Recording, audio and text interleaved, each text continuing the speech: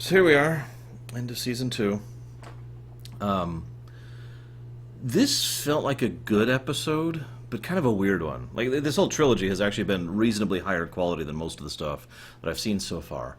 But it just felt like this was part 3 of like 6. You know what I mean? Like it felt like this is the middle of a story and isn't really going anywhere.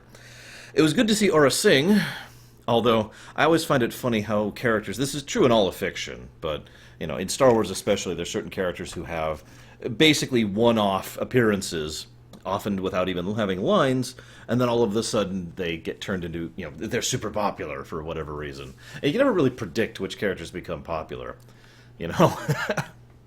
Nevertheless, it was nice to see her. I'm curious how exactly they're going to repair the damage on the Slave One, but we'll of course cover that in the future.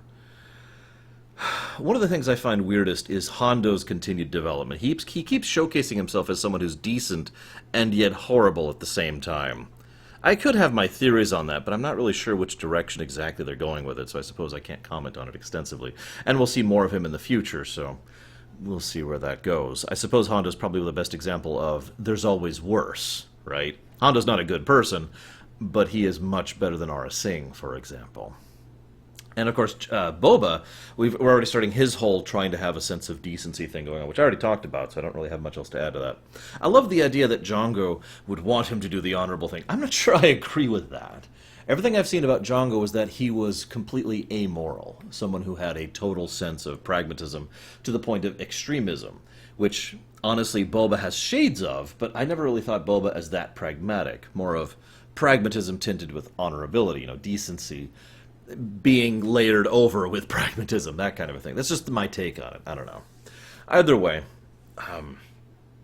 I did kind of like how Plo Koon is basically a complete badass this whole time. I've mentioned already that I like him as a character, and it was great to see him be like, so you've already lost, and we're going to win.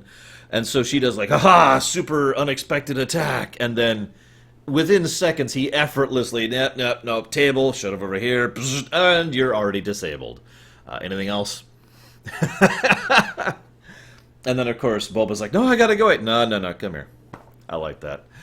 I don't have much else to add to this one, unfortunately. Season 2 has been interesting, and I've certainly given me some thoughts to go.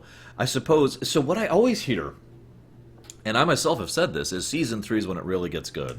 Which is kind of weird, but at the same time, how many other shows is that true? TNG, Deep Space Nine, Voyager, Farscape, I've heard the Season 3 comments so many times in fiction and television.